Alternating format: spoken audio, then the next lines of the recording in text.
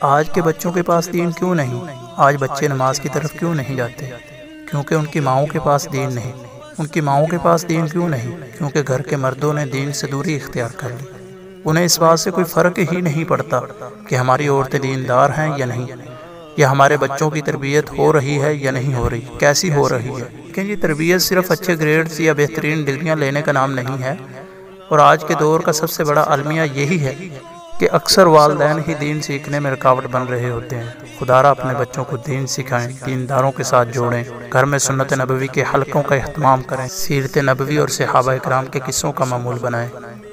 اللہ کے لیے اپنے بچوں کو دینی تربیت میں لائیں، اپنے بچوں کی دینی تربیت کریں۔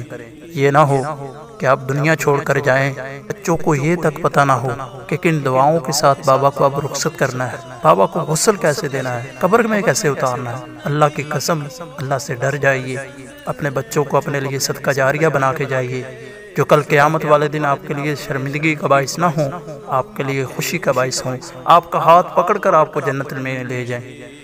اللہ کے لیے اپنے آپ کو، اپنے بچوں کو دین کے ساتھ جوڑیں، دیندار بنائیں۔